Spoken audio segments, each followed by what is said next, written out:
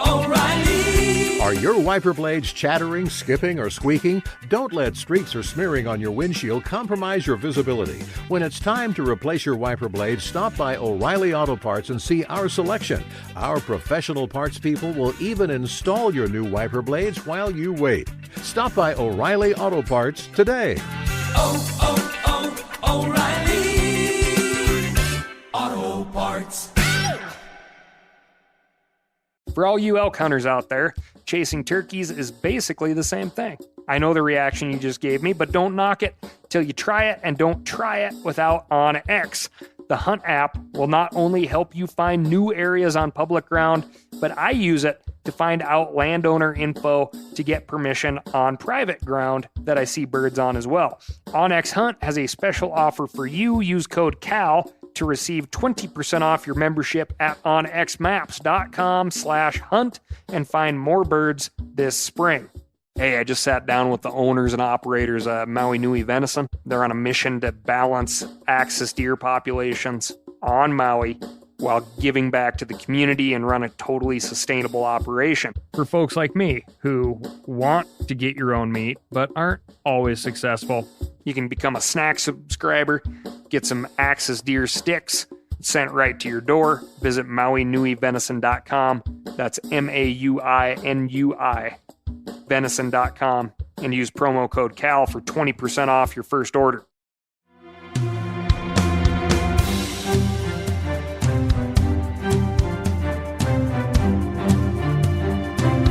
From MeatEater's World News Headquarters in Bozeman, Montana, this is Cal's Week in Review with Ryan Cal Callahan. Now, here's Cal. Hit by an Angel, the new spin-off reality show out of Hay River, Northwest Territories. This one features a man hitting a grizzly bear with a stone angel statue while it attacks a young woman. Hopefully, Hit by an Angel will be limited to just the one episode, as its precursor, Hit by a Boot, didn't work out very well. According to Northwest Territories News North, Roy Helmer was awoken early in the AM on October 16th by his common-law partner Shelley Wood, who had been up late knitting. Her knitting was interrupted by the commotion of an ongoing bear attack happening in front of the steps of their home. Shelley reportedly hit the bear repeatedly with a boot. Way to go, Shelley. Unfortunately, the boot had no effect, which is when she went back into the couple's home to wake up Roy, who is apparently a deep sleeper. Roy, not to be outdone by Shelley, also ran directly to the bear and the screaming woman. As reported by NNSN, Roy is quoted, "So I ran down, I was just in my shorts, I threw a boot, and that didn't do a damn thing. He just kept on going." I'm going to pause here and wonder, did Roy grab the mate to Shelley's boot, or did he go with perhaps a larger caliber of boot? Anyway, Roy said, "So I come back up the steps and I have some cement statues, and I grabbed the cement statue, and I run over there and I nailed it with that. I just threw it as hard as I could." Now that the bear had been hit by an angel, it paused its mauling long enough to give Roy the opportunity to drag the young woman, the bear's victim, up his steps and into their home to safety. The young woman was prepped by local first responders and flown to Edmonton for further treatment. Her condition was described as serious. For reference, Hay River, Northwest Territories is located a long way from major medical services. Aside from that, it would take you almost 7 hours of driving and 2 ferry crossings to get from Hay River to the nearest McDonald's, which is located in Yellowknife. If, you consider McDonald's a marker of civilization. The trip to Edmonton, which is where the young woman was flown, is about a 2-hour flight south. Although the Hay River region has been in use by First Nations people for over 7,000 years, it wasn't connected by any type of road to southern Canada until 1948. Hay River authorities warned residents to be vigilant for bears, as they did kill a bear near the scene of the attack, but they are, as of now anyway, unsure if it was the same bear. Because there's a lot of bears in the neighborhood. As we move closer to winter, food sources start to dwindle. The bears that are not hibernating already are in need of additional calories in order to survive the winter, a condition known as hyperphagia. An intense hunger can cause incidents like this one. There have only been 9 reported bear attacks in the Northwest Territories in the last 20 years. Out of those reported attacks, 4 have been fatal, 5 non. Important to note that the NWT is a gigantic swath of land, and the number of bear attacks versus reported bear attacks may be quite different. And, according to most sources, as in every source other than this particular story, bear spray is going to be your best bet in a situation where a 18-inch cement angel statue isn't handy. This week, we've got the crime desk, mean forked horns, furry caterpillars, and so much more. But first, I'm going to tell you about my week. And, as you know, my week and this podcast is brought to you by the good folks at Steel Power Equipment. Steel, makers of the world's finest chainsaws. This weekend was blowing cold snow, and chainsaw was not used, but I did use a set of steel pruning shears to remove a few legs and wings from Snort, the little yellow lab's first pheasants. Pretty awesome, gang, I gotta tell you. This just about pheasant tall, 5.5-month-old, 39-pound female lab did a very impressive job. Admittedly, it took her a while to really work the cover. She didn't just dive into the thick stuff. She had to be kind of inspired to it, you could say. She caught the scent of a few hen pheasants on the edges of the cover. She showed her excitement through body language we always refer to as getting birdie. As in, she goes from excited to really excited, from curious to determined. The scent would then end at a bird, and as it flew away with no shooting, she would walk a tight circle and get back at it. About halfway through all the pheasant cover, we jumped our first rooster and got our first retrieve. The bird flushed a little wild, but offered a good shot after a little bit more direction than you would, typically be given a veteran hunting dog. Snort had the bird.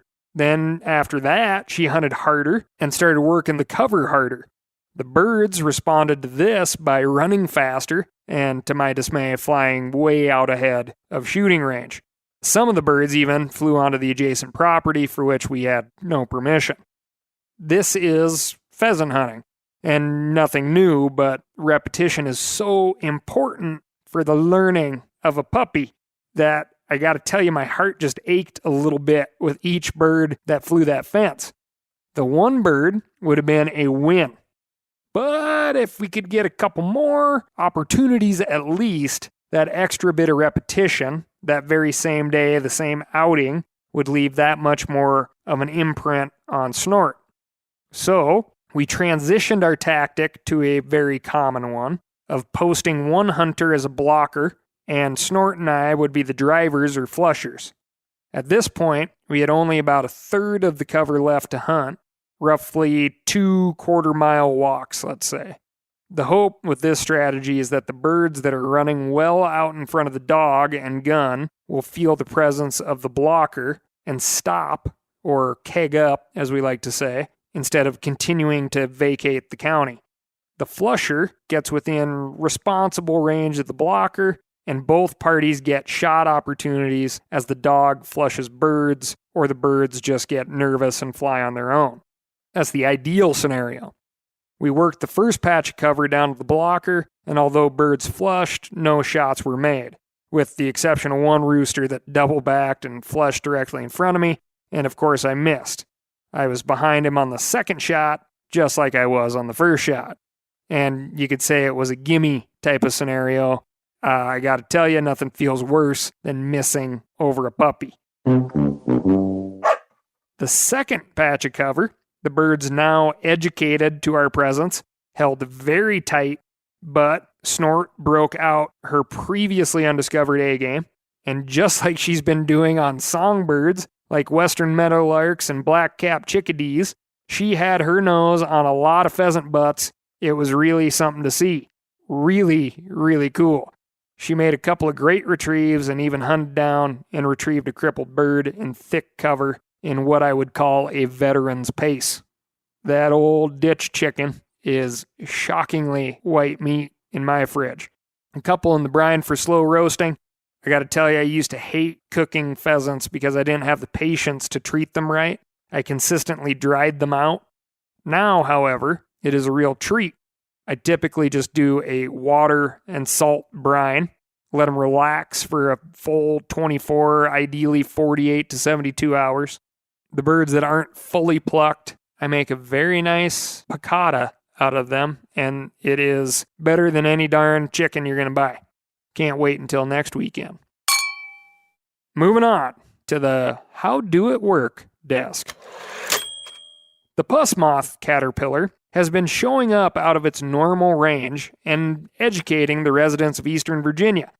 The puss moth caterpillar is possibly North America's most toxic caterpillar, and its sting, which comes from toxin-filled spines inside the tiny hairs that cover the caterpillar, is not pleasant. And when I say the hairs cover the caterpillar, I do mean from end to end and thick. In fact, one article described the puss moth as the, quote, toxic toupee. And just like the toupees misguided humans wear to cover their bald spots, you don't want to touch this either. Sure, you may stare longer than you feel is appropriate, trying to make sure you've actually seen what, you have seen. But what would cause someone to reach out and pet this is a mystery. How do it work? Water, fire, air, and dirt. Magnets, how do they work? Anyway, according to the Merck Manual, the trusted provider of medical information since 1899, envenomation causes intense throbbing pain, burning, and a rash with erythematous spots, which are itchy or painful pink to red and commonly circular. More susceptible patients can experience swelling, nausea, abdominal pain, headache, lymphadenopathy, the sudden swelling of the lymph nodes, lymphadenitis, shock, and respiratory distress. Wound pain usually subsides within an hour, and the erythematous spots disappear in a day. If, for whatever reason, you reach out and touch the toupee, it would be a good idea to take tape and repeatedly stick it over the contact area to remove any hairs that you missed. The puss moth caterpillar produces 2 rounds of offspring, one in the spring and one in the fall. They are primarily found in the southeastern U.S. These encounters in Virginia are way out of the ordinary, and likely so are the people who voluntarily touch these things.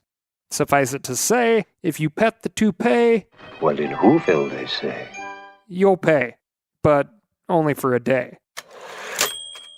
O'Reilly Auto Parts are in the business of keeping your car on the road. O'Reilly Auto Parts offer friendly, helpful service and the parts knowledge you need for all your maintenance and repairs. I don't know if you stopped in at an O'Reilly lately, but I use one because we have one right not too far from my house. People there are super helpful. I don't care if I'm getting boat batteries, car parts, whatever. Love those guys. They got thousands of parts and accessories in stock, either in-store or online, so you don't have to worry if you're in a jam. The team at O'Reilly Auto Parts can test your battery for free, in or out of your car. If it needs to be replaced, they'll help you find just the right battery for your vehicle. If you need your windshield wipers replaced, a brake light fixed, quick service, they'll help you find the right part or point you to the nearest local repair shop for help. Whether you are a car aficionado or an auto novice, you will find the employees at O'Reilly Auto Parts to be knowledgeable, helpful, and best of all, friendly. The professional parts people at O'Reilly Auto Parts are your one-stop shop for all things do-it-yourself auto.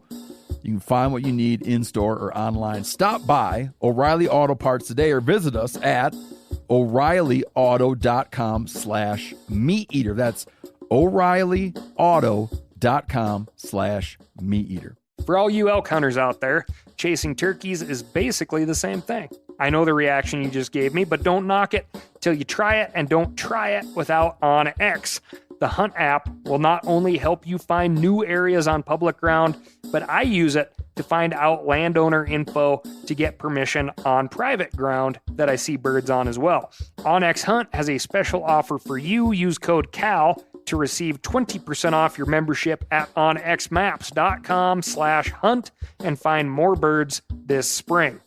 Now, a lot of you guys are familiar with the old hunting tradition of eating, some organ, the heart or a chunk of liver off the first animal you kill. I had that when I was a little kid, and it was a big deal. Organ meats were always prized by frontier people who knew the importance of getting a lot of different minerals and nutrients. And as often is the case, those guys were onto something, because organs are among the most nutrient-rich foods on the planet. And you can get the same benefits your ancestors craved via convenient daily capsules from Heart and Soil, made exclusively from regeneratively raised, grass-fed, and finished cattle. Heart and Soil's unique freeze-drying process means all those important nutrients are trapped in, ensuring you experience every one of the benefits of nature's superfood in a clean, convenient, taste-free capsule. Find out more at heartandsoil.co. And make sure to use code MeatEater for 10% off your purchase. That's heartandsoil.co. Use the code MeatEater. Moving on to the North Dakota desk. North Dakota, that state that is between Montana and Minnesota. That's likely where the Montanans will move now that this state is nearing big city COVID refugee capacity. North Dakota holds Guinness records for honey production, French fry and pancake feeds, as well as simultaneous snow angel making. And if you're a fan of the classic Coen Brothers movie Fargo, the wood chipper the big fella was putting the little fella into at the end, that same wood chipper is on display at the Fargo Moorhead Visitor Center. You betcha. Oh, yeah? Yeah. Another fun fact about Fargo, Marge, the central heroine and police officer, played by Frances McDormand, her husband, Norm Gunderson, played by John Carroll Lynch, was working on a duck painting submission for a stamp in the movie. Not the federal duck stamp, but a 3-cent stamp. Don't you know? Yeah, is that useful to you? Oh, you betcha, yeah. Yeah. Anyway, North Dakota is also a great state to hunt in, typically. This year, in a move I have never in memory seen, North Dakota Game and Fish is offering refunds to 9,000 tag holders due to an outbreak of epizootic hemorrhagic disease, or EHD. North Dakota Game and Fish is asking tag holders to inquire as to deer die-offs and numbers in the areas they intend to hunt before taking the refund, as deer numbers in certain areas are unaffected and would benefit from hunter harvest.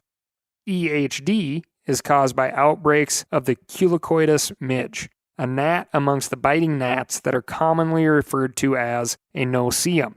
Wet springs that leave large still bodies of water into the typically dry months create prime breeding grounds for the midge, and they will continue to breed until freezing temperatures arrive. The biting midge will pick up the EHD virus through an infected host, then transmit that virus to the deer by biting it. White-tailed deer are the most susceptible to EHD, although antelope and mule deer can be affected as well. Whitetail are more susceptible due primarily to habitat preference. Antelope and mule deer are, less known to hang out in midge territory. According to Cornell University, the symptoms associated with EHD are fever. The virus damages the endothelium, or the lining of the blood vessels, causing small hemorrhages over the body. Hemorrhage of the heart and lungs can result in respiratory distress. There may be dental pad erosion or tongue ulcers, as well as bloody discharge from the nasal cavity. Ulcers of the stomach, rumen, and omasum may also be present. EHD and BT, or blue tongue, are commonly confused for each other. Blue tongue, or BT, is the rarer of the two. However, the symptoms for blue tongue are a bit nastier than EHD. It can affect domestic livestock. Sheep are the most susceptible, according to Purdue University. Both EHD and blue tongue result in dead deer, and dead deer fast. According to the Bismarck Tribune, the last time this happened was in 2011. North Dakota Game and Fish offered refunds to 13,000 deer hunters. Only about 300 hunters took the refund. I have two personal experiences with EHD. One, I got permission to hunt a property for pheasants, not too far outside of Red Lodge, Montana. And while walking a fence line, I got no pheasants, but I did hang up at least a dozen whitetail bucks on that fence. All dead from EHD, I was told. A few years later, I had a mule deer tag and was hunting a bachelor group of bucks in eastern Montana. This was the first week of archery season. There were 8 bucks in the group, and I watched all 8 of those bucks die, and not by my arrow, but by EHD over the course of that week. It is nasty stuff to be around. I find this article interesting as it highlights an interesting kind of game management tactic, if you think about it. North Dakota Game and Fish isn't closing the deer season or closing deer hunting in the units affected by EHD. They are only offering hunters the choice of voluntarily surrendering your deer tag in exchange for your cash back. Chances are the zone that you're wanting to hunt isn't going to be that great, and the deer can use a break, so let's give you your cash back. It is likely as not that the random draw of having a high mortality disease outbreak has consumed a large portion of the hunter harvest, so let's remove the hunters. But let's still give the hunters a chance to make the decision. It gives you a little insight as to how difficult game management is. Biologists look at past and current population data to determine what type of harvest is needed in a given area. They subtract from that vehicle mortality, wound loss, natural death, and come up with a number of how many tags we are willing to issue for that zone. Then, old Mama Nature steps in with EHD. This may be a good year to hang on to that deer tag. Continue to hunt, but really set your bar high. Plan on eating that tag unless the impossible happens and Mr. Big steps out. But keep in mind, the deer that are left in those EHD-affected areas may have the genes you want to have around for the next time EHD comes around. Moving on to the anthropology desk. This one referencing a recent article in Hist HO titled Ancient Canadian Settlement Older Than the Pyramids. First, why are we always comparing things to the pyramids? Yes, they're big and have lasted a long time. But what are they really doing for us? You built a big, not all that attractive house, designed in the vain attempt to take your riches to the afterlife, and we all have to look at it. On top of that, you're gone, and the place has crumbled and looks like hell. Why don't we reference the folks that had a different mindset? In other words, there were plenty of people that probably thought about building pyramids, but also thought, you know what? You can get a lot of good hunting and fishing and kayaking in the time it would take to build a pyramid. And what the hell's the matter with your house's remains, as well as your own, just disintegrating into nothing? Don't inflict your tastes on everyone else. Yeah! That's just a rant for you. Anyway, a dig is currently underway on the British Columbia island of Triquet, where charcoal from an ancient hearth has been dated to 14,000 years ago. What's more, the tools associated with this dig, a hand drill for fire making, an atlatl, which is like a spear flinger, and fish hooks, suggest this was an established camp and not the site of a far-flung wanderer. Another exciting point is that there was a lot of ice on the North American continent 14,000 years ago, which is why there's been a generally accepted theory that the first peoples in North America got here via a land bridge that connected what is now Siberia to Alaska only about 12,500 years ago. However, recent finds, some of which we've discussed here on the Week in Review, like the hunting site at Cooper's Ferry, Idaho, which inexplicably had a point that matched points in Japan, a spear tip and a mammoth bone on the Washington coast that was found in 1977, and this site in Triquet upset that theory. These sites are all much older. They suggest that people got here earlier and by sea. And by sea, we're sure as heck aren't talking Christopher Columbus either. That dude was great at getting headlines, but way, way too late on the North America game, and let's face it, was a pretty damn poor player at that.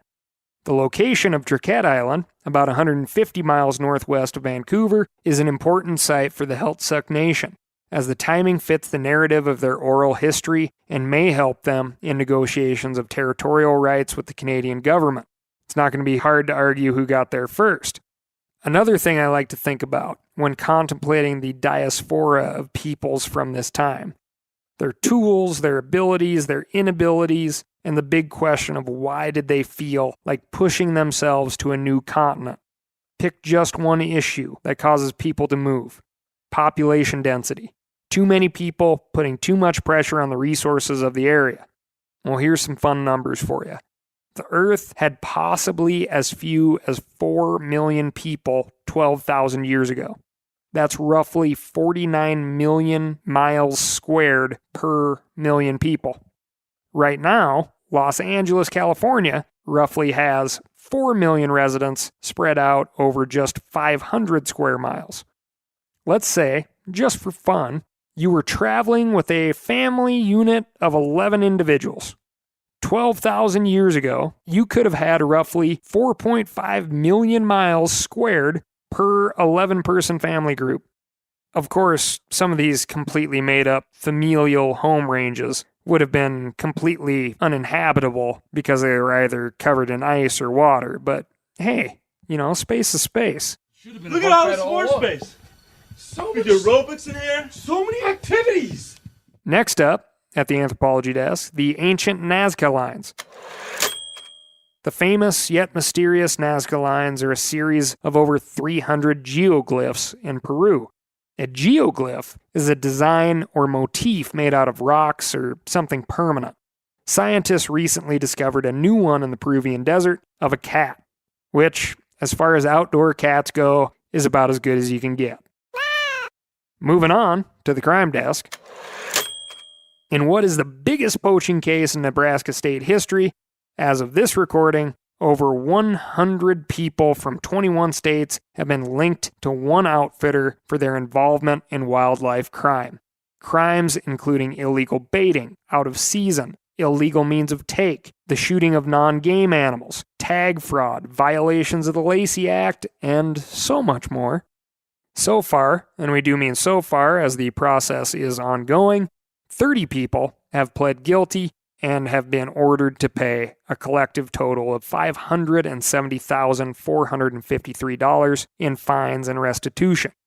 The co-owner and chief operator of Hidden Hills Outfitters was sentenced to 30 months in federal prison and ordered to pay $214,375 in restitution to the Nebraska Game and Parks Commission. He will not be allowed to hunt, trap, or engage in any related business for 15 years after his release as part of the plea agreement. The investigation was a joint effort by Nebraska Game and Parks officers and the U.S. Fish and Wildlife Service.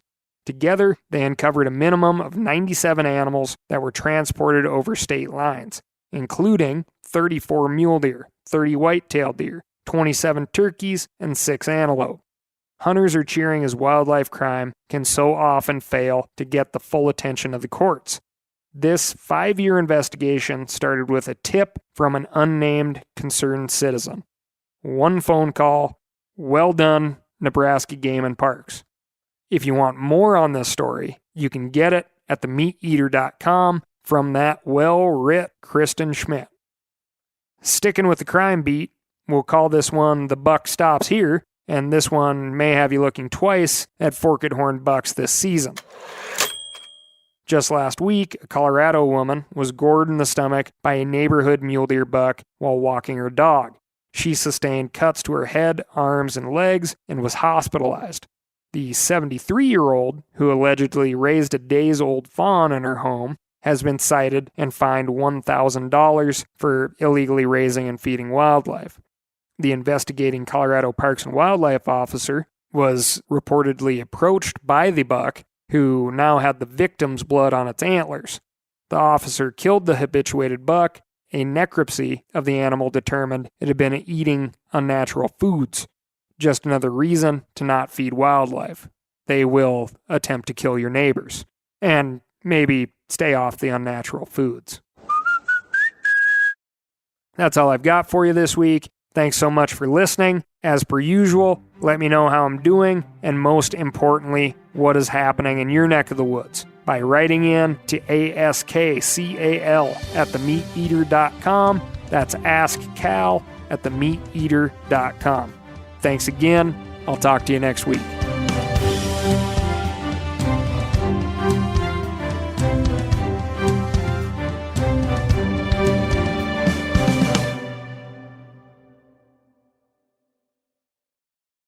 I'm sure a lot of you guys remember the old ceremonial hunting tradition of eating the heart out of the first animal you kill.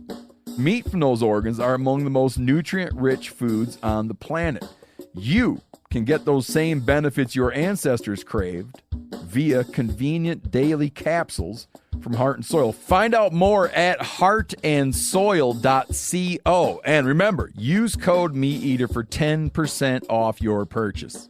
Hey, I just sat down with the owners and operators of Maui Nui Venison. They're on a mission to balance axis deer populations on Maui while giving back to the community and run a totally sustainable operation. For folks like me who want to get your own meat but aren't always successful, you can become a snack subscriber, get some axis deer sticks sent right to your door. Visit MauiNuiVenison.com. That's MAUINUI. venison.com and use promo code CAL for 20% off your first order.